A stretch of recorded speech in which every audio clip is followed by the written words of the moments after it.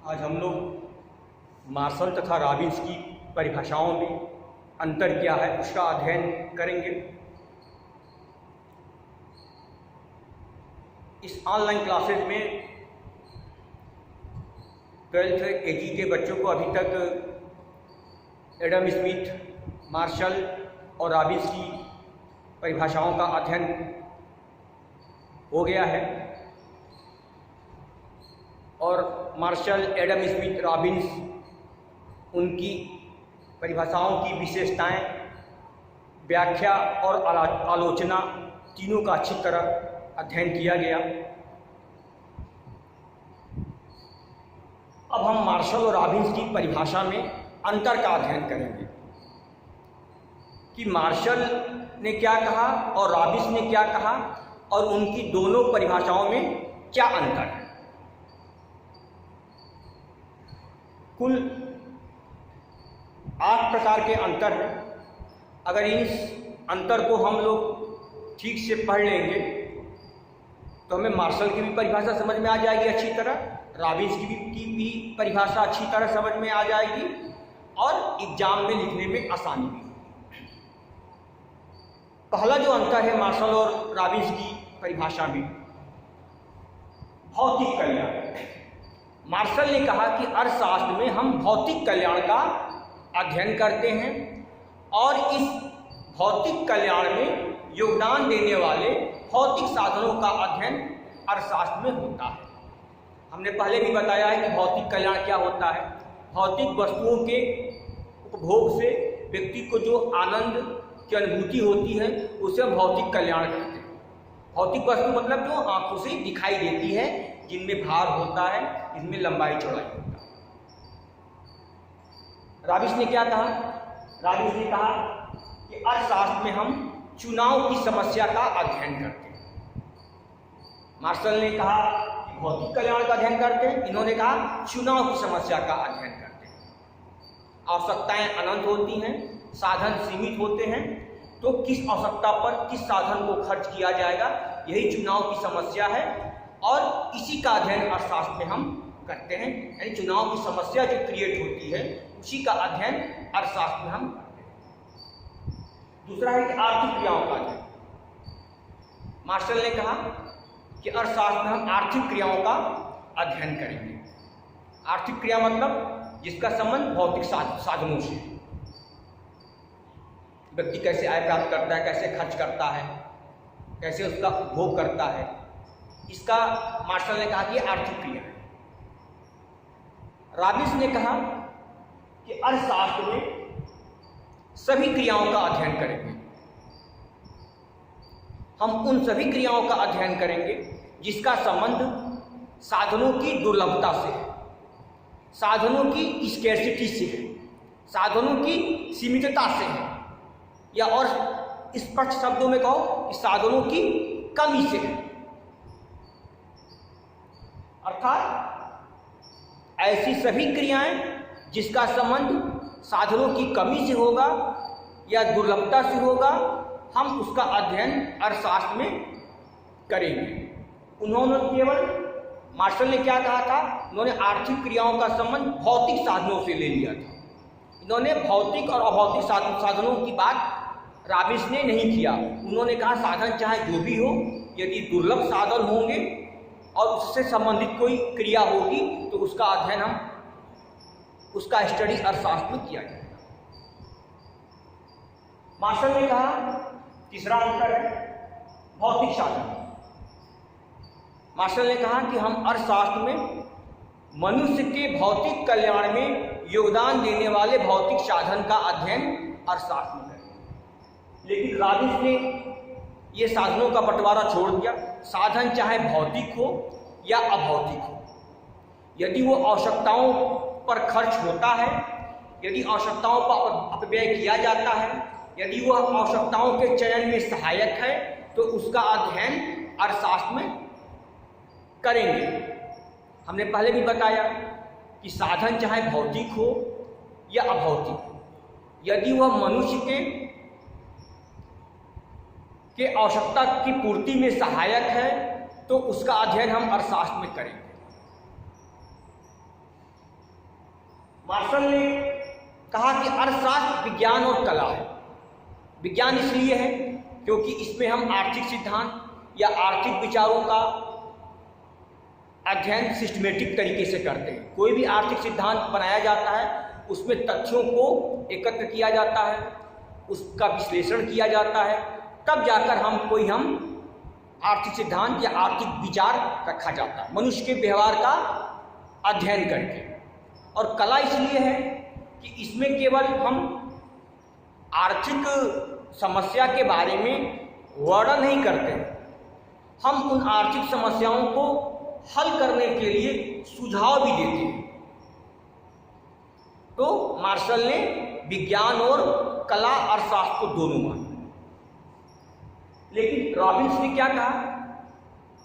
Robins ने कहा कि अर्थशास्त्र एक वास्तविक विज्ञान है। विज्ञान तो मानते हैं, विज्ञान के दो रूप होता है, वास्तविक विज्ञान और आदर्शात्मक विज्ञान। वास्तविक विज्ञान का मतलब होता है जो चीज जैसा है उसके बारे में वर्णन करना है, उसके बारे में कोई सुझाव नहीं देना है। पिछले साल बोर्ड की परीक्षा में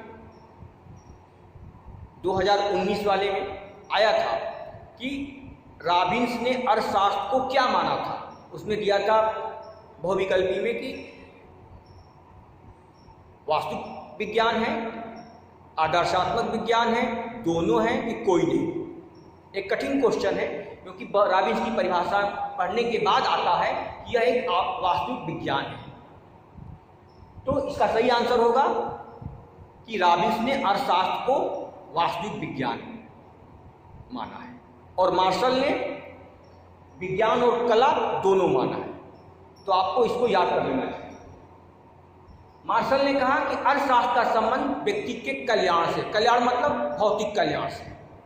लेकिन रॉबिन्स हैं, वो कहते हैं कि अर्थशास्त्र का संबंध चाहे किसी से हो लेकिन कल्याण से तो हो ही नहीं सकता। वो कहते हैं कि अर्थशास्त्र का संबंध केवल साधनों की दुर्लभता से है, वो कल्याण से संबंध स्थापित ही करना नहीं चाहते। रॉबिन्स का यह विचार है कि आवश्यकताएं असीमित हैं, लक्ष्य असीमित हैं, साधन सीमित हैं, तो हमें सीमित साधनों से आवश्यकताओं का चयन करना है, बस और कुछ नहीं है। लेकिन हमने इसकी आलोचना में पढ़ाया था, रॉबिन्स की परिभाषा की आलोचना में, कि रॉबिन्स ने अर्थशास्त्र का संबंध कल्याण से नहीं माना है, लेकिन जब वह आवश्यकताओं के चयन की बात करते हैं और कहते हैं कि हम अर्थशास्त्र में विवेकशील व्यक्ति का अध्ययन करते हैं, तो जब विवेकशील व्यक्ति अपने आवश्यकताओं का चयन करेगा तो सीमित साधनों को यदि वह अपनी आवश्यकताओं को अच्छी तरह व्यय करेगा तो उसका कल्याण स्पष्ट है कि अधिकतम होगा। तो रॉबिन्स आलोचक कहते हैं कि रॉबिन्स अपनी परिभाषा में कल्याण को तो शामिल नहीं करते हैं। उनका यह कहना है कि अर्थशास्त्रियों को टीका टिप्पणी करने का कोई अधिकार नहीं है, चाहिए सब नहीं करना चाहिए। जो चीज़ है का वर्णन करना है, गरीबी है तो है, बेरोजगारी तो है, उसके बारे में कारण, अब दूर कैसे करना है, गरीबी कितनी होनी चाहिए, रॉबिन्स इसके बारे में सुझाव देने से मना करते हैं, केवल समस्या के बारे में वर्णन करते हैं। लेकिन यह रॉबिन्स की अपनी विचार है। फिर नेक्स्ट जो अंतर है मार्शल और रॉबिन्स की परिभाषा में, मार्शल की परिभाषा को हम श्रेणी विभाजक के रूप में मानते हैं, क्योंकि उन्होंने भौतिक कल्याण की बात किया है तो अभौतिक कल्याण को छोड़ दिया, भौतिक साधन की बात किया है तो अभौतिक साधन की बात को छोड़ दिया। तो यह क्या हुआ, यह एक श्रेणी विभाजक हो गया, भौतिक कार्य को लिया, अभौतिक कार्य को छोड़ दिया। जबकि रॉबिन्स की परिभाषा विश्लेषणात्मक है, एनालिटिकल है। एनालिटिकल इस सेंस में है कि वो हर चीज के बारे में अगर अर्थशास्त्र में शामिल कर रहे हैं तो उसके पीछे तर्क देते हैं, उसके गुण दोषों का अध्ययन करने के बाद यह चीज अर्थशास्त्र में शामिल हुआ। विश्लेषणात्मक केवल आधार के किसी तथ्य के आधार पर या केवल इस आधार पर हम इसको अर्थशास्त्र में शामिल करेंगे। जब कल्याण की बात आती है तो कल्याण भौतिक साधन से भी होती है और अभौतिक साधन से होती है। तो रॉबिन्स यही कहते हैं कि जब कल्याण व्यक्ति को हो रहा है तो हम अभौतिक साधन को भी क्यों छोड़ देंगे। डॉक्टर हुआ, वकील हुआ, अध्यापक हुआ, इनकी सेवाओं द्वारा भी मनुष्य की आवश्यकता की पूर्ति होती है। इसलिए इस प्रकार के अभौतिक साधन जो दिखाई नहीं देता है लेकिन उससे मनुष्य का कल्याण होता है, उनको भी पैसा मिलता है और मनुष्य की आवश्यकता की पूर्ति में सहायक है, तो उसका अध्ययन अर्थशास्त्र में करेंगे। यानी वो ये हुआ विश्लेषणात्मक, एनालिटिकल, अपने तर्कों द्वारा। तो सही भी बात है। इसकी भाई मार्शल की परिभाषा का यह दोष था कि उन्होंने भौतिक साधन को शामिल किया लेकिन अभौतिक साधन को शामिल नहीं किया। तो हमें क्या अंतर समझना है कि मार्शल की परिभाषा श्रेणी विभाजक है और इनकी परिभाषा, रॉबिन्स की परिभाषा विश्लेषणात्मक है, एनालिटिकल है। मार्शल ने अर्थशास्त्र को सामाजिक विज्ञान माना है। हमने इसके बारे में पहले भी बताया है। सामाजिक विज्ञान मतलब अर्थशास्त्र में हम वैसे व्यक्ति का अध्ययन करेंगे जो समाज में रहता है, जो समाज के बाहर रहता है, उसका अध्ययन अर्थशास्त्र में नहीं किया जाएगा। इसीलिए मार्शल ने अर्थशास्त्र को एक सामाजिक विज्ञान माना है, लेकिन रॉबिन्स ने अर्थशास्त्र को एक मानव विज्ञान माना है। रॉबिन्स का यह कहना है कि व्यक्ति या समाज के अंदर रहता हो या समाज के बाहर, यदि उस पर आर्थिक नियम लागू होता है तो उसका अध्ययन अर्थशास्त्र में हम जरूर करेंगे। जैसे उपयोगिता ह्रास नियम, जो बताता है कि अगर हम किसी चीज की कोई उपभोग करने वाली इकाइयां हैं, यदि हम उसको लगातार उपभोग करते जाते हैं तो उससे मिलने वाली जो उपयोगिता होती है घटती जाती है। तो यह समस्या केवल समाज के अंदर रहने वाले व्यक्तियों को नहीं होता है, समाज के बाहर रहने वाले व्यक्तियों को भी होता है। इसलिए व्यक्ति समाज के अंदर रहता है या समाज के बाहर, उसका अध्ययन अर्थशास्त्र में करेंगे, क्योंकि सभी को चुनाव की समस्या का सामना करना पड़ता है और अर्थशास्त्र के नियम सभी पर लागू होता है। तो इसीलिए रॉबिन्स ने अर्थशास्त्र को मानव विज्ञान कहा। परिभाषा को, मार्शल और रॉबिन्स की परिभाषा को पढ़ने से ऐसा लगता है कि मार्शल की परिभाषा थोड़ा आसान है। आसान इन द सेंस कि मार्शल ने कहा कि हम अर्थशास्त्र में भौतिक कल्याण का अध्ययन करेंगे और भौतिक कल्याण में योगदान देने वाले भौतिक साधनों का अध्ययन करेंगे। आसान लगता है, व्यवहारिक भी लगता है। रॉबिन्स ने बहुत सी चीज़ें अपनी परिभाषा में शामिल कर लिया, जिससे थोड़ी परिभाषा कठिन हो जाती है, उसका क्षेत्र बड़ा हो जाता है, क्योंकि चुनाव की समस्या तो जीवन में हर जगह दिखाई देती है। तो जो विशेष सामग्री है उसका विस्तार हो जाता है, जिससे इसको समझने में थोड़ी कठिन होती है।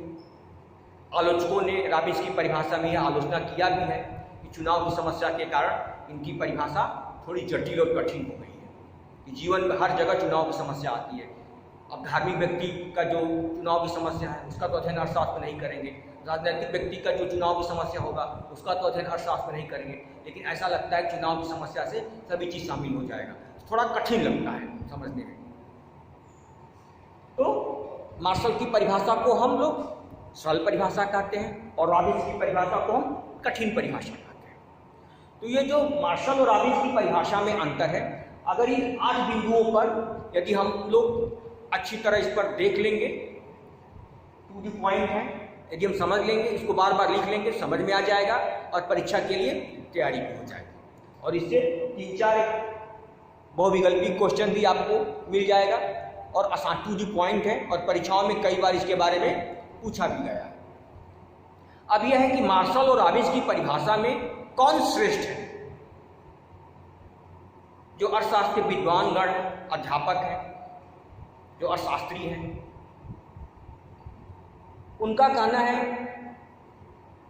उन्होंने निष्कर्ष निकाला है कि मार्शल की परिभाषा समझने के लिए व्यवहार की धरातल पर श्रेष्ठ है, आसानी से समझ सकते हैं, लेकिन तार्किक और सैद्धांतिक दृष्टि से, विश्लेषणात्मक दृष्टि से रॉबिन्स की परिभाषा श्रेष्ठ है।